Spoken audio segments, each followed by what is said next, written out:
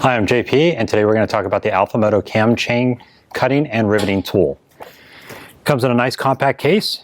As we open it up, we're going to go over all the parts of this before we show you how to utilize it. One, we're going to be utilizing the body. This is the main part of the tool that you're going to be utilizing the entire time. You have the handle, you have the lever, you have different anvils based on if you're pressing or riveting.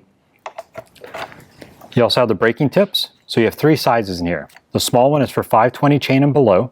The middle one is going to be for your 525 chain, and the larger one is going to be for your 530 chain. Then you have the riveter and the spring, and then you have the leveling back plate.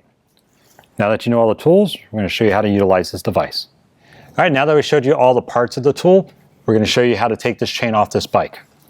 First, we're going to grab the large size rivet or brake tip, spring, the body, slide it into the body. You'll take the extractor bolt.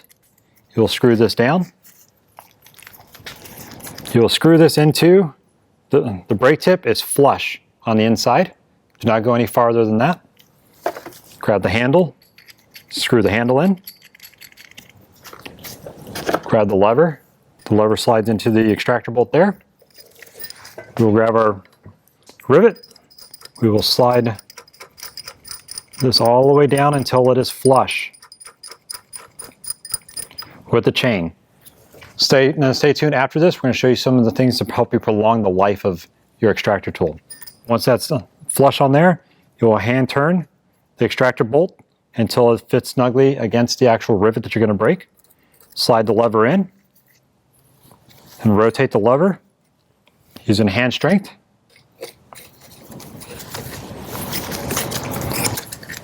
And you'll do this until the rivet comes out on the other side. And you'll actually know when you've already broken the rivet because it'll become super easy to turn.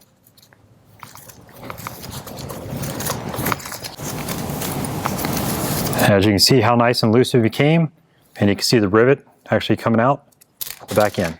And that is all it's to it. So you'll remove the extractor and the body of the bolt.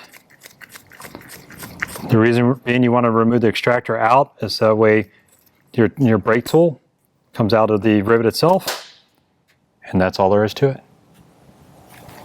Some tips on how to prolong the life of your tool here. One, most people will try to extend the extractor tip or the brake tip out farther than being flush here.